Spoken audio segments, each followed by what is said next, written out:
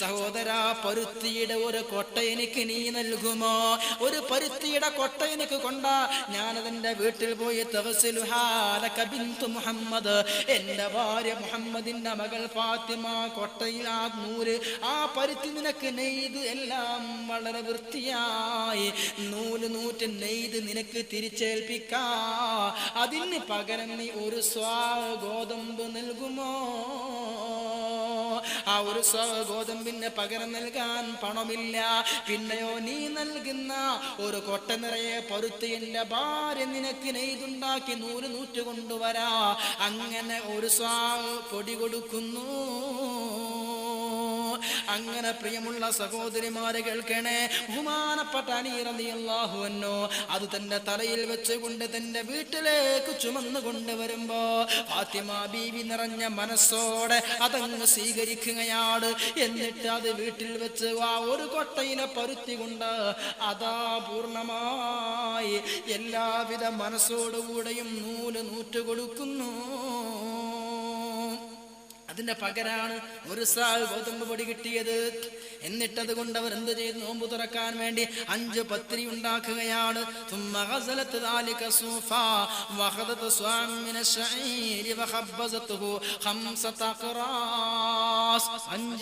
5 പത്തിരി ഉണ്ടാക്കുന്നു, 5 കട്ടിപ്പത്തിരി ഉണ്ടാക്കുന്നു.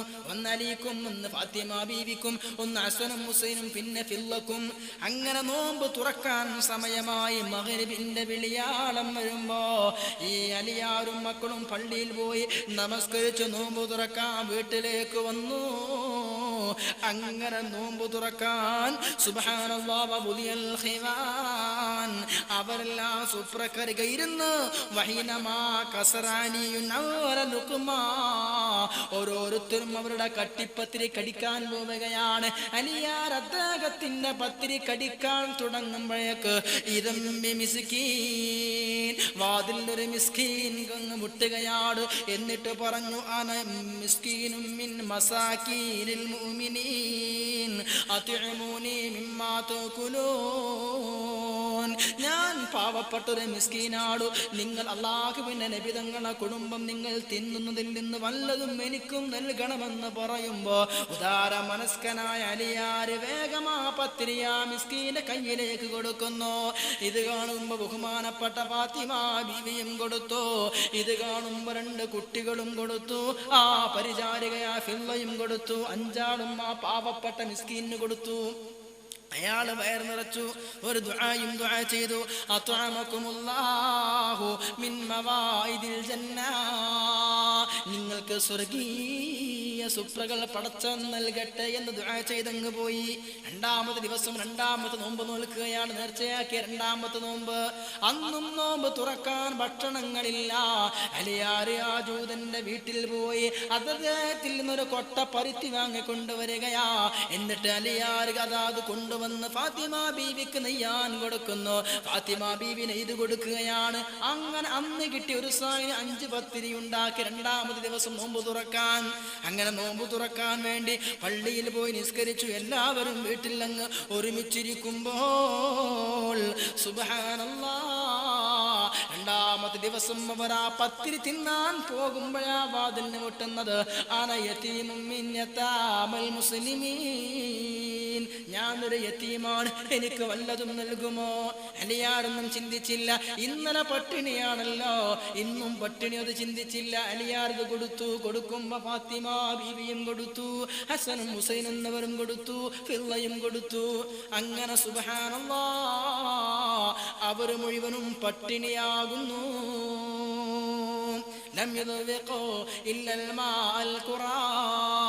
സംശുദ്ധമായ വെള്ളമല്ലാതെ ഒന്നും അവർ കഴിച്ചില്ല. അങ്ങനെ 3ാമത്തെ ദിവസം നേർച്ചയാക്കിയ 3ാമത്തെ നോമ്പുമുണ്ടല്ലോ, അതും അവർ നോമ്പ് നടക്കുന്നു. അങ്ങനെ ഇന്നലെയും ഇനിയാകും നോമ്പ് തുറക്കാനൊന്നും കിട്ടിയില്ല, ഇന്നെന്തെങ്കിലും ഉണ്ടാക്കണമെന്ന് കരുതി അതാ അലിയാർ ജൂതന്റെ കടയിൽ ചെന്ന്, ജൂതന്റെ വീട്ടിൽ ചെന്ന് ഒരു കൊട്ട പരുത്തി വാങ്ങിക്കൊണ്ടുവരുന്നു. ഫാത്തിമ ബീവിനെ ഇത് കൊടുക്കണം, അതാണ് അതിന്റെ കൂലി. അങ്ങനെ അന്ന് കിട്ടിയ ഒരു സാവ് കൊണ്ട് 5 പത്തിരിയുണ്ടാക്കി 5 സുഭിക്ഷമായി ഭക്ഷിക്കാതിരിക്കുമ്പോ ആ 3-ാമത്തെ ദിവസവും ഒരു വിളി വരികയാണ്, അന അസീറും മിൻ അസാൽ മുസ്ലിമീൻ. എന്നാ മുസ്ലിമീങ്ങൾ ബന്ധനസ്ഥനാക്കിയിരുന്നു, ഞാൻ മുസ്ലിമീങ്ങളിൽ പെട്ട ബന്ധനസ്ഥനാ. കാഫിരീങ്ങൾ എന്നെ ബന്ധനസ്ഥനാക്കി വെള്ളം തന്നില്ല, ഭക്ഷണം തന്നില്ല, നിങ്ങളെന്തെങ്കിലും തരണമെന്ന് പറയുമ്പോ അലിയാരാ പത്തിരി അങ്ങ് കൊടുത്തു, ഫാത്തിമ ബീവിയും കൊടുത്തു, ഹസനും ഹുസൈനും ഫില്ലയും കൊടുത്തു. 3-5 കൊടുത്തു, ഒന്നും ഇല്ല. 3-ാമത് ദിവസവും പട്ടിണി തന്നെയാണ്. 4-ാമത് ദിവസം പിന്നെ അവർക്ക് നോമ്പില്ല. വസ്ബഹു മുഫ്തിരീൻ.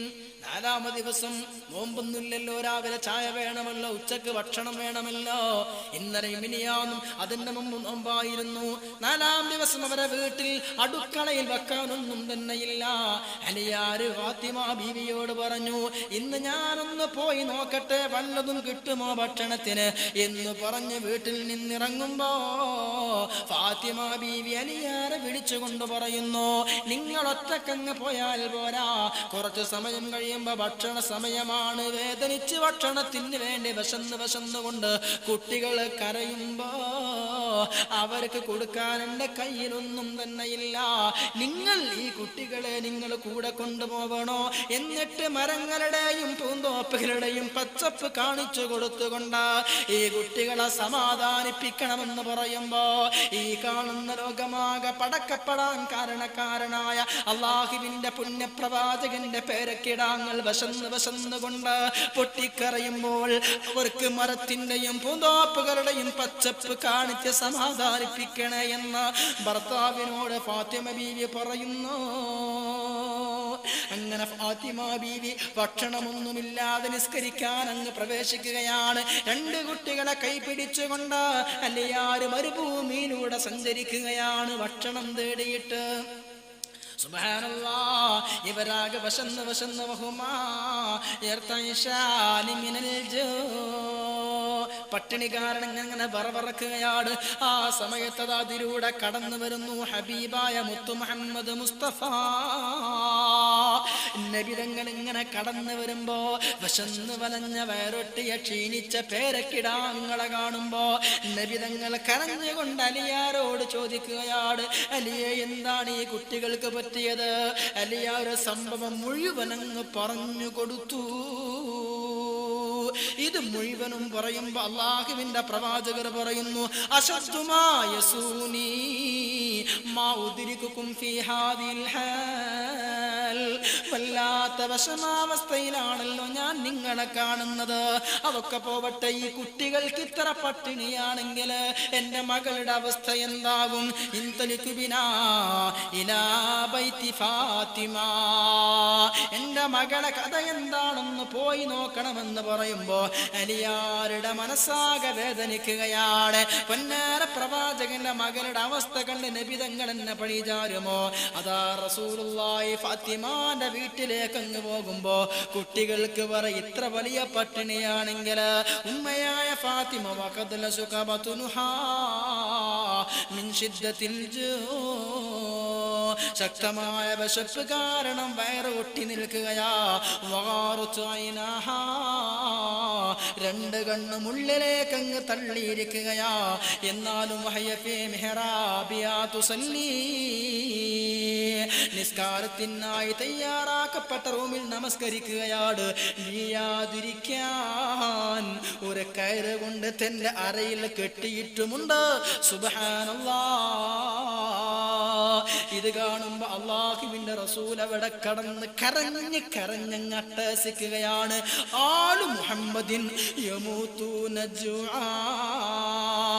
ഈ മുഹമ്മദിന്റെ കുടുംബം പട്ടിണി കടന്ന് നശിക്കുമോ? അല്ലാഹ്. അലിയാർക്കും പട്ടിണി, 2 കുട്ടികൾക്കും വിഷമമാണ്, ഫാത്തിമാക്കും പട്ടിണി. ഇവര് 3 ദിവസം നോമ്പ് തുറന്നതിന്റെ അവസ്ഥ ഇതായിരുന്നുവല്ലോ. ഇവര് പട്ടിണി കടന്ന് മരിക്കുമോ റബ്ബേ?